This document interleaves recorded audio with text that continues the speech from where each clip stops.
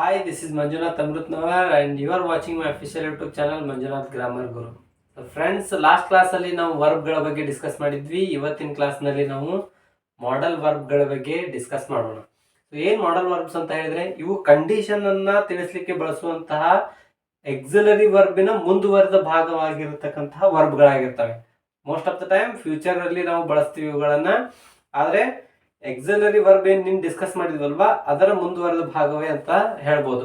So condition ಅನ್ನ ಸೂಚಿಸ್ಲಿಕ್ಕೆ ಈ ಎಲ್ಲಾ ವರ್ಬ್ಗಳನ್ನ ಬಳಸೋದಾದ್ರೆ ಒಟ್ಟು ಮಾಡೆಲ್ ವರ್ಬ್ಸ್ಗಳು 13 ಮಾಡೆಲ್ ವರ್ಬ್ಸ್ಗಳನ್ನ ನಾವು ಇಂಗ್ಲಿಷ್ ಅಲ್ಲಿ ನೋಡ್ತೀವಿ.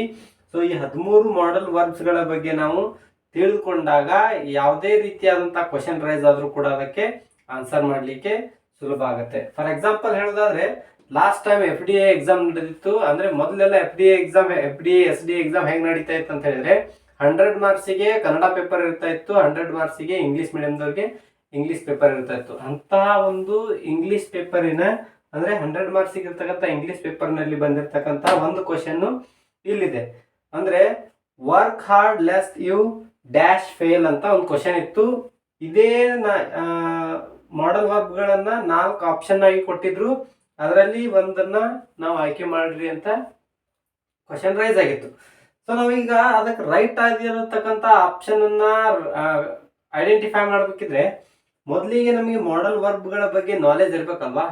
ಸೊ ಆ ನಾಲೆಜ್ ಇದ್ದಾಗ ಮಾತ್ರ ಇದಕ್ಕೆ ಈ 13ರಲ್ಲೂ ಯಾವ ಮಾಡೆಲ್ ವರ್ಬ್ ರೈಟ್ ಆಗುತ್ತೆ ಅನ್ನೋದನ್ನ ನಾವು ಐಡೆಂಟಿಫೈ ಮಾಡ್ಲಿಕ್ಕೆ ಸಾಧ್ಯ ಆಗತ್ತೆ. ಸೊ ಅದಕ್ಕಾಗಿ ಮೊದಲಿಗೆ ನಾವು ಈ ಮಾಡೆಲ್ ವರ್ಬ್ಗಳ ಬಗ್ಗೆ ನಾಲೆಜ್ ತಿಳ್ಕೊಂಡು ಆಮೇಲೆ ಈ ತರ ಬರ್ತಕ್ಕಂಥ ಕ್ವಶನ್ಗಳಿಗೆ ಆನ್ಸರ್ ಯಾವ ರೀತಿ ಮಾಡೋದು ಅಂತ ಹೇಳಿ ನೋಡ್ಬೇಕು.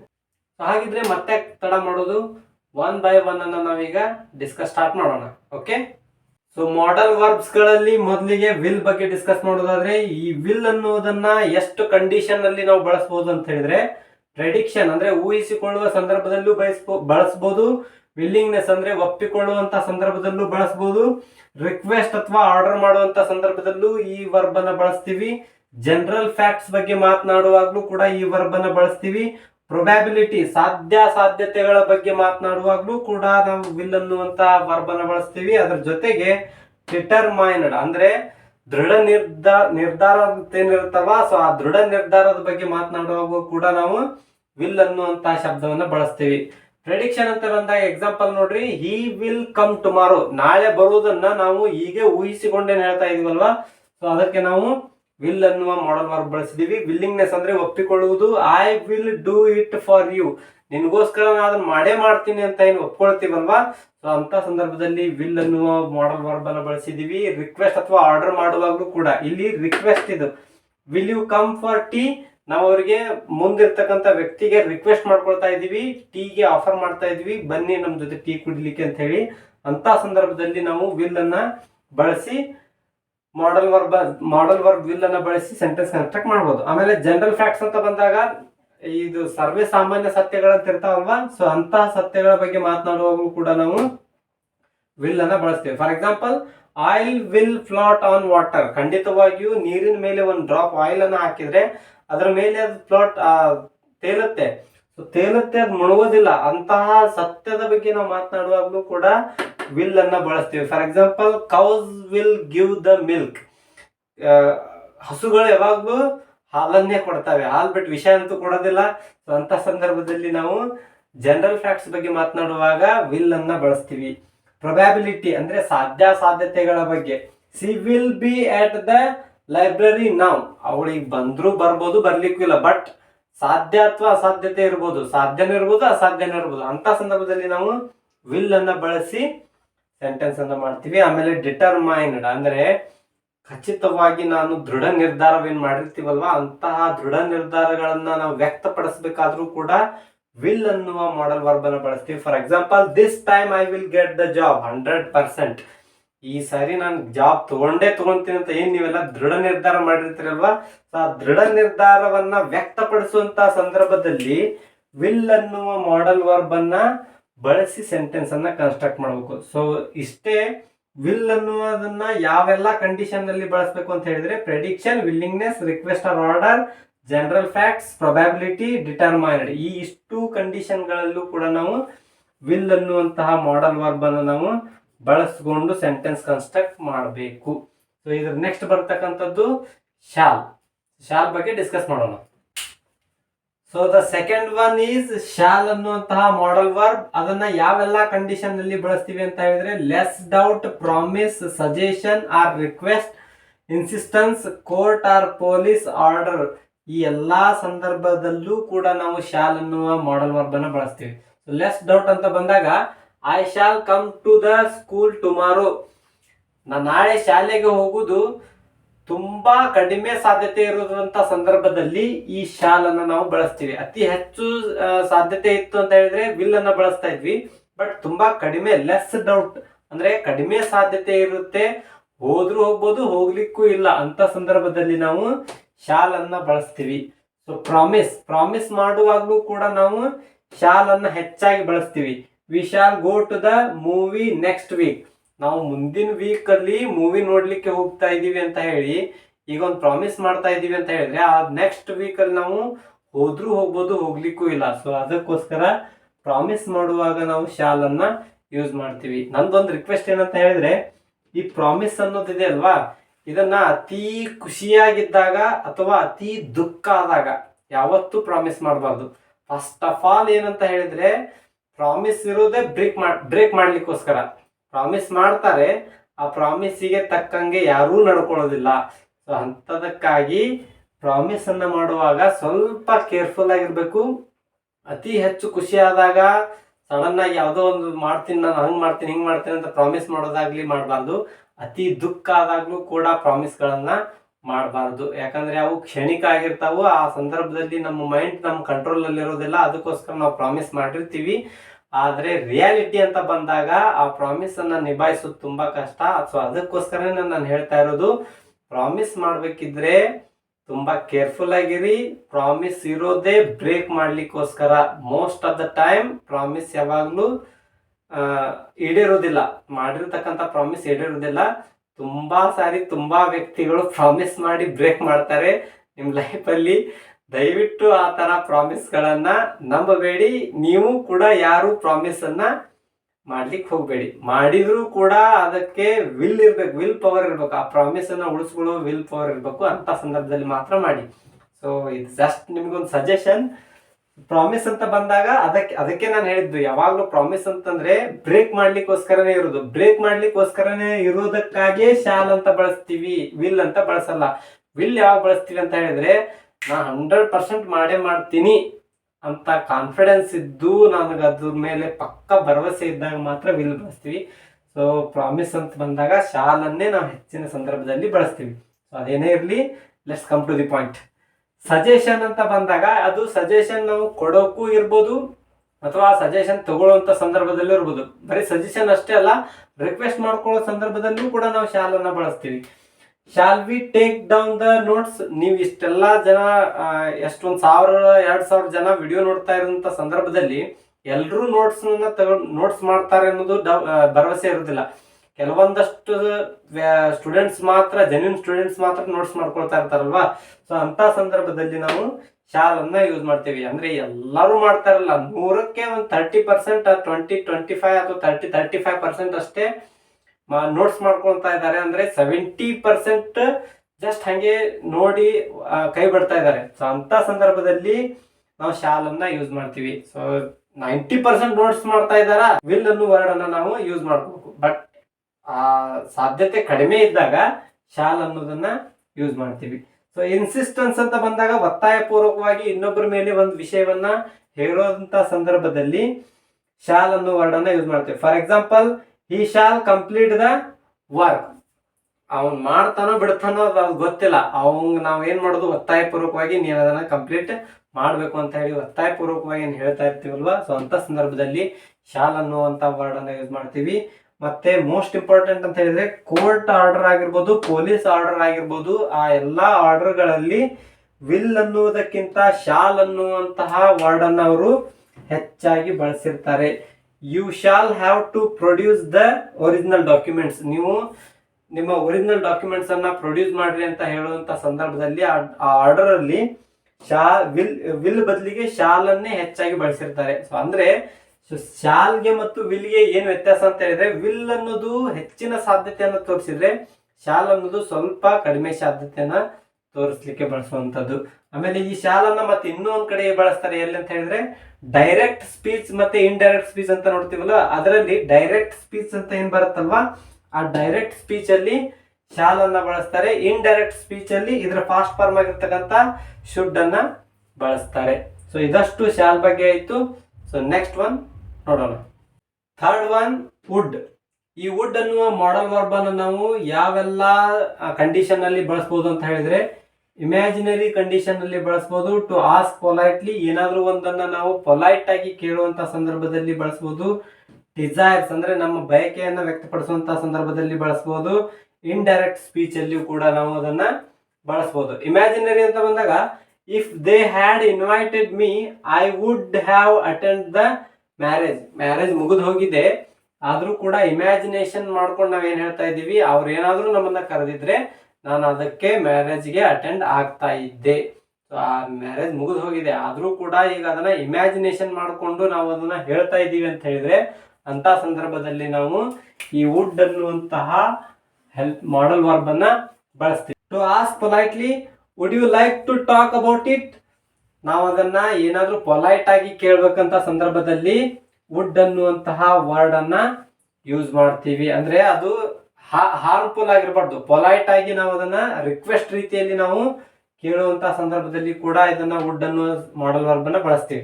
ಇನ್ನ ಡಿಸೈರ್ ಅಂತ ಬಂದಾಗ ನಮ್ಮ ಬಯಕೆ ಏನಿದೆ ಅನ್ನೋದನ್ನ ವ್ಯಕ್ತಪಡಿಸ್ಬೇಕಲ್ವಾ. ಸೊ ಆ ವ್ಯಕ್ತಪಡಿಸುವಂತ ಸಂದರ್ಭದಲ್ಲಿ ವುಡ್ ಅನ್ನುವ ಮಾಡಲ್ ವರ್ಬ್ ಅನ್ನ ಬಳಸ್ತೀವಿ. I would like to invite you at the party, to the party, ಏನಾದ್ರೂ ಆಗಿರ್ಬೋದು, ಪಾರ್ಟಿಗೆ ಆದ್ರೂ ಆಗಿರ್ಬೋದು, ಮನೆಗಾದ್ರೂ ಆಗಿರ್ಬೋದು, ನಾವೆಲ್ಲಾದ್ರೂ ಇನ್ವೈಟ್ ಮಾಡ್ಬೋದು. ಬಟ್ ನನ್ನ ಬಯಕೆ ಏನು, ನನ್ನ ಬಯಕೆ ನಿನ್ನ ಇನ್ವೈಟ್ ಮಾಡೋದಿದೆ. ಸೊ ಇನ್ವೈಟ್ ಅಂತ ಹೇಳಿದ್ರೆ ನನ್ನ ಆ ಡಿಸೈರ್ ನಂದದು, ನಿನ್ನನ್ನ ನನ್ನ ಮನೆಗೆ ಇನ್ವೈಟ್ ಮಾಡೋದು ನನ್ನ ಡಿಸೈರ್, ನನ್ನ ಬಯಕೆ ಆಗಿರೋದ್ರಿಂದ. ಸೊ ಅಂತ ಡಿಸೈರ್ ಗಳನ್ನ ನಾವು ವ್ಯಕ್ತಪಡಿಸುವಂತ ಸಂದರ್ಭದಲ್ಲಿ ವುಡ್ ಅನ್ನುವಂತಹ ಮಾಡಲ್ ವರ್ಬ್ ಅನ್ನು ಬಳಸ್ತೀವಿ. ಇನ್ನ ಇಂಡೈರೆಕ್ಟ್ ಸ್ಪೀಚ್ ಅಲ್ಲಿಯೂ ಕೂಡ ನಾವು ವುಡ್ ಅನ್ನ ಬಳಸ್ತೀವಿ. ಡೈರೆಕ್ಟ್ ಸ್ಪೀಚ್ ಅಲ್ಲಿ ವಿಲ್ ಅನ್ನ ಬಳಸಿದ್ರೆ, ಇಂಡೈರೆಕ್ಟ್ ಸ್ಪೀಚ್ ಅಲ್ಲಿ ವುಡ್ ಅನ್ನ ಬಳಸ್ತೀವಿ. He said that he would consult the advocate.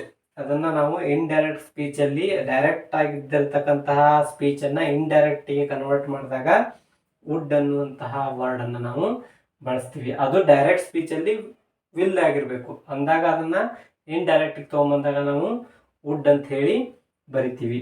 So ಇದಷ್ಟು wood ಬಗ್ಗೆ ಆಯ್ತು. ಇನ್ನು ನೆಕ್ಸ್ಟ್ ನೋಡೋಣ. ಸೊ ಫೋರ್ತ್ ಒನ್, ಶುಡ್ ಅನ್ನುವಂತಹ ಮಾಡಲ್ ವರ್ಬ್ ಅನ್ನ ಯಾವೆಲ್ಲ ಕಂಡೀಷನ್ ಅಲ್ಲಿ ಬಳಸಬೇಕು ಅಂತ ಹೇಳಿದ್ರೆ, ಆರ್ಡರ್ ಮಾಡುವಂತ ಸಂದರ್ಭದಲ್ಲಿ, ಮತ್ತೆ ಎಕ್ಸ್ಪ್ರೆಸ್ಸಿಂಗ್ ಅನ್ರಿಯಲ್ ಕಂಡೀಷನ್, ಲೆಸ್ ಅನ್ನುವಂತಹ ಸಂದರ್ಭದಲ್ಲಿ, ಇಂಡೈರೆಕ್ಟ್ ಸ್ಪೀಚ್ ಅಲ್ಲೂ ಕೂಡ ನಾವು ಈ ಶುಡ್ ಅನ್ನುವಂತಹ ಮಾಡಲ್ ವರ್ಬ್ ಅನ್ನ ಬಳಸ್ತೀವಿ. ಆರ್ಡರ್ ಅಂತ ಬಂದಾಗ, you should return my books. ನಾವು ಅದನ್ನ ಆರ್ಡರ್ ಮಾಡ್ತಿದೀವಲ್ವಾ, ಆ ಸಂದರ್ಭದಲ್ಲಿ ಅವರಿಗೆ ನಾವು ಆರ್ಡರ್ ಮಾಡುವಂತ ಸಂದರ್ಭದಲ್ಲಿ ಶುಡ್ ಅನ್ನುವಂತಹ ಒಂದು ಮಾಡಲ್ ವರ್ಬ್ ಅನ್ನ ಬಳಸ್ಕೊಂಡು ನಾವು ಆರ್ಡರ್ ಅನ್ನ ಮಾಡುವಂಥದ್ದು. ಇನ್ನ ಎಕ್ಸ್ಪ್ರೆಸಿಂಗ್ ಅನ್ರಿಯಲ್ ಕಂಡೀಷನ್, ಅದು ರಿಯಲ್ ಆಗಿರೋದಿಲ್ಲ, ಆದ್ರೂ ಕೂಡ ಆ ಕಂಡೀಷನ್ ಅನ್ನು ನಾವು ಎಕ್ಸ್ಪ್ರೆಸ್ ಮಾಡ್ಬೇಕಾಗಿರ್ತದೆ. ಅಂತ ಸಂದರ್ಭದಲ್ಲಿ ನಾವು ಈ ಶುಡ್ ಅನ್ನುವಂತಹ ವರ್ಡ್ ಅನ್ನ ಬಳಸ್ತೀವಿ. If I were you I should resign the job. ನಾನೇನಾದ್ರೂ ನಿನ್ನ ಜಾಗದಲ್ಲಿ ಇದ್ದಿದ್ರೆ ನಾನು ಆ ಜಾಬ್ ಅನ್ನ ರಿಸೈನ್ ಮಾಡ್ತಾ ಇದ್ದೆ, ನಾನು ಅವನ ಜಾಗಕ್ಕೆ ಹೋಗ್ಲಿಕ್ಕೆ ಸಾಧ್ಯನೇ ಇಲ್ಲ. ಸೊ ಅನ್ರಿಯಲ್ ಕಂಡೀಷನ್, ಅವ್ರ ಜಾಗದಲ್ಲಿ ನಾನು ನಿಲ್ಲಿಕ್ಕೆ ಸಾಧ್ಯನೇ ಇಲ್ಲ, ಆದ್ರೂ ಕೂಡ ನಾವು ಎಕ್ಸ್ಪ್ರೆಸ್ ಮಾಡ್ತಾ ಇದೀವಿ ನಮ್ಮ ಕಂಡೀಷನ್ ಅನ್ನ. ಏನಂತ, ನಾನೇನಾದ್ರೂ ನಿನ್ನ ಜಾಗದಲ್ಲಿ ಇದ್ದಿದ್ರೆ ನಾನು ಕೂಡ್ಲೆ ನಾನು ಜಾಬ್ಗೆ ಏನ್ ಮಾಡ್ತಾ ಇದ್ದೆ, ರಿಸೈನ್ ಮಾಡಿಬಿಡ್ತಾ ಇದ್ದೆ. ಸೊ ನಾವು ಆ ಜಾಗಕ್ಕೆ ಹೋಗಕ್ ಸಾಧ್ಯನಾ, ಅವ್ರ ಜಾಗ ತಗೊಳ್ಕೊಳ್ಲಿಕ್ಕೆ ಸಾಧ್ಯನಾ, ಅಥವಾ ನಾವು ಅವ್ರು ಆಗ್ಲಿಕ್ಕೆ ಸಾಧ್ಯನಾ? It's highly impossible. ಸೊ ಅದಕ್ಕಾಗಿ ಎಕ್ಸ್ಪ್ರೆಸಿಂಗ್ ಅನ್ರಿಯಲ್ ಕಂಡೀಷನ್ ಅಂತ ಬಂದಾಗ ನಾವು ಶುಡ್ ಅನ್ನುವಂತಹ ಮಾಡಲ್ ವರ್ಬ್ ಅನ್ನ ಯೂಸ್ ಮಾಡ್ತೀವಿ. ಲೆಸ್ಟ್ ಅಂದ್ರೆ ಅದಾಗದಂತೆ, ಹಾಗಾಗಬಾರ್ದು ಅಂದ್ರೆ ಈ ತರ ಮಾಡು ಅಂತ ಏನ್ ಹೇಳ್ತಿರ್ತೀವಲ್ವ ಕನ್ನಡದಲ್ಲಿ. ಸೊ ಅಂತ ಸಂದರ್ಭದಲ್ಲಿ ಲೆಸ್ಟ್ ಅಂದ್ರೆ ಆಗದಂತೆ ಕನ್ನಡದಲ್ಲಿ ಅರ್ಥ. So run fast lest you should miss the bus. Bus miss ಆಗಬಾರ್ದು ಅಂದ್ರೆ ನೀ ಏನ್ ಮಾಡ್ಬೇಕು, ರನ್ ಮಾಡ್ಬೇಕು, ಫಾಸ್ಟ್ ಆಗಿ ರನ್ ಮಾಡ್ಬೇಕು, ಅಂದ್ರೆ ನಿನಗೇನಾಗಲ್ಲ, ಬಸ್ ಮಿಸ್ ಆಗಲ್ಲ. ಸೊ ಇನ್ನೊಂದೇನಂದ್ರ, ಈ ಲೆಸ್ಟ್ ಅನ್ನೋ ವರ್ಡ್ ಬಂತು ಅಂದ್ರ ಶುಡ್ ಅನ್ನೋದ ಬರ್ಬೇಕು ವಿನಃ ವುಡ್ ಕುಡ್ ಶಾಲ್ ವಿಲ್ ಇವ್ಯಾವುದೂ ಕೂಡ ಮಾಡಲ್ ವರ್ಬ್ಗಳನ್ನ ಬಳಸೋ ಹಾಗಿಲ್ಲ. ಕ್ಯಾನ್, ಶಾಲ್, ವಿಲ್, ಕುಡ್ ಇವ್ಯಾವುದೂ ಬಳಸೋ ಹಾಗಿಲ್ಲ. ಈ ವರ್ಡ್ ಬಂದಿದೆ ಸೆಂಟೆನ್ಸ್ ಅಲ್ಲಿ ಅಂದ್ರೆ ಅದ್ರ ಮುಂದ್ಗಡೆ ಅಥವಾ ಎಲ್ಲೇ ಕೇಳಿದ್ರು ಕೂಡ ಅದನ್ನ ಶುಡ್ ಅಂತಾನೆ ನಾವು ಬರಿಬೇಕು.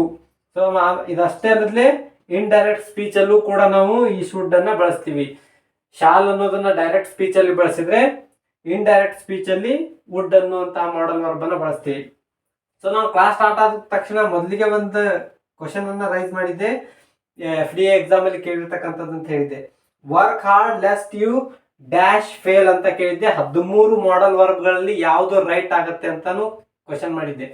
ಸೊ ಈಗ ನಮ್ಗೆ ಗೊತ್ತಾಯ್ತು ಲೆಸ್ ಅಂತ ವರ್ಡ್ ಬಂದಿತ್ತು ಅಂತ ಹೇಳಿದ್ರೆ ಅದ್ರ ಮುಂದ್ಗಡೆ ಯಾವಾಗ್ಲೂ ನಾವು ಯಾವ ವರ್ಡ್ ಬಳಸ್ಬೇಕು, ಯಾವ ಮಾಡಲ್ ವರ್ಬ್ ಬಳಸ್ಬೇಕು, ಶುಡ್ ಅನ್ನುವಂತಹ ಮಾಡಲ್ ವರ್ಬ್ ಅನ್ನೇ ಬಳಸ್ಬೇಕು. ಸೊ ಆದ್ರಿಂದ ಅಲ್ಲಿ 4 ಆಪ್ಷನ್ ಕೊಟ್ಟಿದ್ರು ಅವರು. ಆ 4ರಲ್ಲಿ ಶುಡ್ ಅನ್ನೋದು ಒಂದು ಆಪ್ಷನ್ ಆಗಿತ್ತು.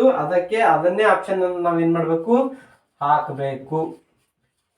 ಸೊ ಈಗ ನಮಗ್ ಗೊತ್ತಾಯ್ತು ಶುಡ್ ಅನ್ನೋದೇ ಆ ರೈಟ್ ಆಪ್ಷನ್ ಅಂತ ಹೇಳಿ. ಬಟ್ ಮೊದ್ಲಿಗೆ ನಾನು ಇದನ್ನ ಕೊಟ್ಟಾಗ ಯಾರಿಗೂ ಗೊತ್ತಿರ್ಲಿಲ್ಲ 13ರಲ್ಲೂ ಯಾವುದನ್ನ ನಾವು ಹಾಕಿದ್ರೆ ರೈಟ್ ಆಗುತ್ತೆ ಅಂತ ಹೇಳಿ. ಅದಕ್ಕಾಗಿ ನಾನು ಹೇಳ್ತಾ ಇರೋದು, ಬೇಸಿಕ್ ಇನ್ಫಾರ್ಮೇಶನ್ ಇಂದ ಅಡ್ವಾನ್ಸ್ ವರೆಗೂ ನಾವು ಕಲಿತಾ ಬಂದಾಗ ಕ್ವಶನ್ ರೈಸ್ ಆದಾಗ ಆ ಕ್ವಶನ್ಗೆ ನಾವು ಯಾವ ಆನ್ಸರ್ ಅನ್ನ ಹಾಕಬೇಕು ಅನ್ನೋದು ನಮಗೆ ಖಂಡಿತ ಅರ್ಥ ಆಗತ್ತೆ. ಸೊ ಅದಕ್ಕೋಸ್ಕರನೇ ಇದಷ್ಟೆಲ್ಲವನ್ನು ನಾವು ತಿಳಿದುಕೊಳ್ಳೋದು ಅವಶ್ಯಕವಾಗಿರುತ್ತೆ. ಸೊ ನೆಕ್ಸ್ಟ್ ನೋಡೋದಾದ್ರೆ ಕ್ಯಾನ್ ಅಂತಕ್ಕಂಥ ಮಾಡಲ್ ವರ್ಬ್ ಇದೆ. ಅದನ್ನ ಯಾವ ಎಲ್ಲ ಕಂಡೀಷನ್ ನಲ್ಲಿ ನಾವು ಎಕ್ಸ್ಪ್ರೆಸ್ ಮಾಡ್ಬೋದು ಅಂತ ಹೇಳಿದ್ರೆ, ಕೆಪಾಬಿಲಿಟಿ ಅಥವಾ ಕೆಪಾಸಿಟಿಯನ್ನ ತೋರಿಸುವಂತ ಸಂದರ್ಭದಲ್ಲಿ, ಪರ್ಮಿಷನ್ ಅನ್ನ ಕೇಳುವಂತ ಸಂದರ್ಭದಲ್ಲಿ, ಅಥವಾ ರಿಕ್ವೆಸ್ಟ್ ಅನ್ನು ಮಾಡ್ಕೊಳ್ಳುವಂತ ಸಂದರ್ಭದಲ್ಲಿ, ಹಾಗೆ ಡೈರೆಕ್ಟ್ ಸ್ಪೀಚ್ ಅಲ್ಲೂ ಕೂಡ ನಾವು ಈ ಕ್ಯಾನ್ ಅನ್ನುವ ಮಾಡಲ್ ವರ್ಬ್ ಅನ್ನ ಬಳಸಬಹುದು. ಫಾರ್ ಎಕ್ಸಾಂಪಲ್ ಕೆಪಾಬಿಲಿಟಿ ಅಂತ ಬಂದಾಗ ಈ ಕ್ಯಾನ್ ಲಿಫ್ಟ್ 250 kg, ಅವನ ಕೆಪಾಸಿಟಿ ಏನು ಅನ್ನೋದನ್ನ ತೋರಿಸ್ಲಿಕ್ಕೆ ನಾವು ಕ್ಯಾನ್ ಅನ್ನುವಂತಹ ಮಾಡಲ್ ವರ್ಬ್ ಅನ್ನ ಬಳಸ್ತೀವಿ. ಅವನ ಕೆಪಾಬಿಲಿಟಿ ಏನು, ಅವನ ಕೆಪಾಸಿಟಿ ಏನು, ಅಥವಾ ಒಬ್ಬ ವ್ಯಕ್ತಿ ಅಥವಾ ಒಂದು ವಸ್ತುವಿನ ಕೆಪಾಸಿಟಿಯನ್ನ ಎಕ್ಸ್ಪ್ರೆಸ್ ಮಾಡುವಂತ ಸಂದರ್ಭದಲ್ಲಿ ಕ್ಯಾನ್ ಅನ್ನುವ ಮಾಡಲ್ ವರ್ಬ್ ಅನ್ನ ಬಳಸ್ತೀವಿ.